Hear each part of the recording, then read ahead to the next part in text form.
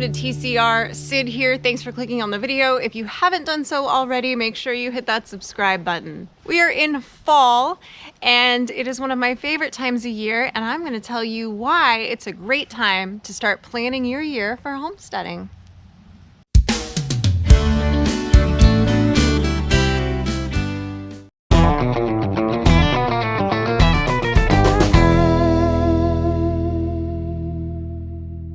This time of year, I start thinking about how many birds do I want to do? What kind of meat birds do I want to do?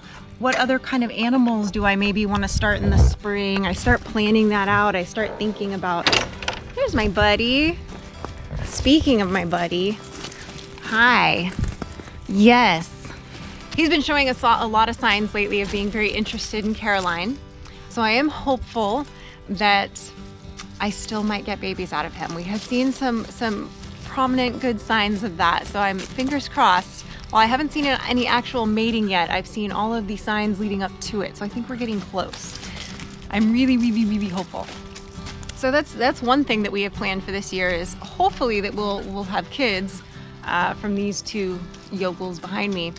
But because we started quail this year, I think I'm going to be not doing as many Cornish Cross as I have done in past years. In past years, we've done a couple hundred during the course of spring and summer.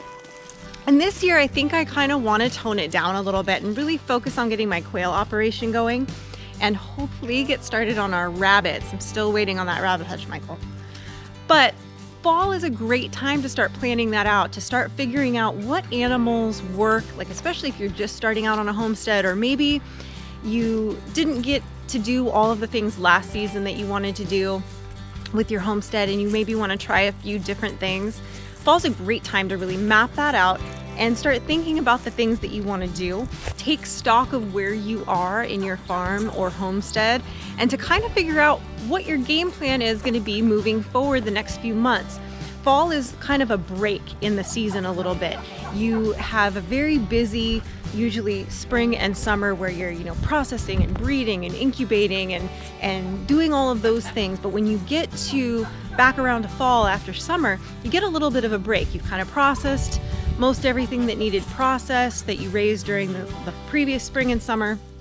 You can kind of decide, like this year, for example, we're getting out of doing turkeys. So we've got the last couple turkeys that we're going to butcher, and then we're going to be moving into focusing more on our quail and rabbits in this next year. Start planning out your garden. Think about the things that you want to plant that will do well in your area, the things that you enjoy eating, or the things that you can sell or trade at local farmers markets or in your community, and things that you could also feed to your livestock.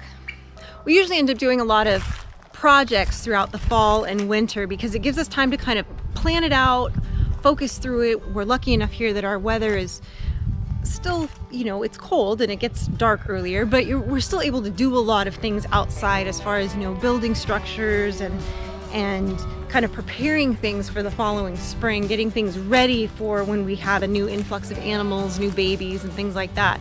It's very important to take that time, I think, in the fall as sort of a good renewal chance to sort of take stock of what you did the last year, see how well it worked for you, take a look and see if you can improve, do a little more research when things aren't as, oh my gosh, we have to get this done this weekend, and oh my gosh, we have to get this done this week, and I have babies hatching this week, or, I've got animals giving birth this week, or I've got a new batch of piglets or whatever.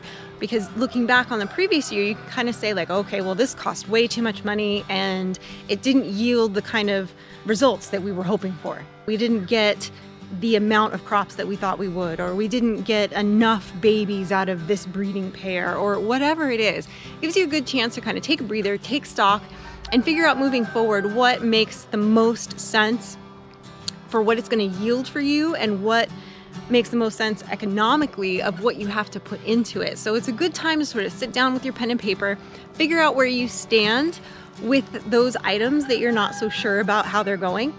This year, our focus is going to be a lot more on the quail and seeing if that's something that's going to be a little bit more productive for us and not quite as seasonal. That's going to be something that can be done a little bit more year round. Whereas with the Cornish, we are really limited because they do not do well in the heat.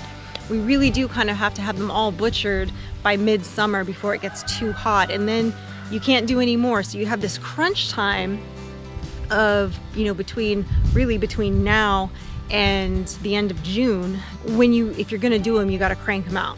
And then the rest of the year you can't do them. The earliest I usually start the Cornish is about mid-January. I've done it the early January, but we had to have them under heat for a lot longer than I normally would have. They just didn't feather out. We had a couple real cold snaps and it just didn't go as well. They ended up costing us a little bit more because of the amount of time I had to have the heat lamp on for them.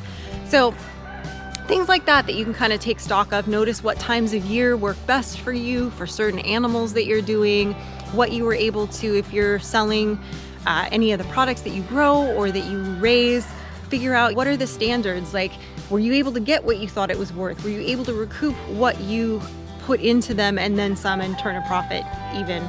Are you not into it for that? Are you just strictly trying to fill your own freezer?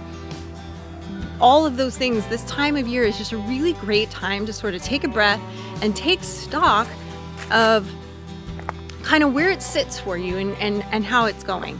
I always think of fall as being a little bit more of an off season because you have more time kind of in the house where you can kind of go over your numbers of things, figure out what you really liked growing, figure out what you really liked raising, and whether or not your family ate the stuff you grew, or if they kind of thumbed their nose at certain things, or they really liked other things that maybe you didn't grow enough of. The first year Mike did butternut squash, he only grew a little bit of it because we weren't sure how much of it we were going to use or how much, we were all going to like it.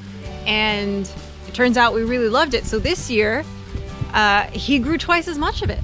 And it's important to kind of go through that list of the things that you're growing and raising and figure out, how much of it are we going to use in a year? How much of it do I need to grow beyond that in order to sell or trade in my area to make a profit or make it worth my while? And versus how much space do I have to do it? All of those things. It's also a great time of year, since you are generally spending more time in the kitchen during the fall and winter months, to try out some new recipes with some things that you grew and canned during the course of the spring and the summer and the early fall. Not only because people tend to be home with their families more so during this time of year, but chances are, if you're living this kind of lifestyle, you've been processing and canning things, and you want to rotate through that stock. It will last on the shelf for a couple years, but you do want to make sure that you're kind of going through it and trying new things, and that way, if you haven't already tried some of those things fresh, you'll be able to find out, okay, well, this didn't can as well as I would have liked, or wow, this canned really great. Kind of gives you that opportunity to go, okay, well, I know next year I want to plant more of that. So kind of taking that time to, spend that time with your family, go through it with your kids, take that time to cook and sort of figure out, what things work for your family, what's realistic as far as the things that you're growing. Are they really the things that you're using? And I just love that this time of year you kind of get a chance to sort of do that and to kind of go through it and figure it out if it's working for you or not. I love this time of year, not just because it's beautiful and the leaves are changing and falling and the air is crisper and there's, pies to be baked and casseroles to be made, but it's just sort of like a little bit of like a catch your breath time for farmers and homesteaders. So at the end of fall is a great time to look and see, okay, what's left on my prepper shelves, what's left in my freezer, what do I need to grow, raise in order to keep this stocked at a certain level and to replenish it by the end of this summer. How much did I use this fall and winter? How much do I need to have ready for the next season? So it's a really, really good time, especially when you're just starting out, if it's your first year or two of kind of figuring out the ropes of that, to really take stock, to really look at it and say, okay, well, we went through twice as much chicken as I thought we would go through, or we barely touched the chicken, but we went through the duck like crazy, or whatever. So some of that is just planning your menus accordingly and sitting down and figuring that out together, either as a family or whoever is doing the cooking in the house. But it gives you that great opportunity to sort of to sit down and figure it out and look at it from a time, an economic, and a yield perspective, to kind of see where you are on that homesteading map and sort of kind of let you refocus yourself if you felt like maybe you drifted off on a project that didn't really go as well as you hoped and it didn't turn out the way you wanted, to kind of cut that from the program and redirect those resources to something else that will be more beneficial to your homestead or farm in the future.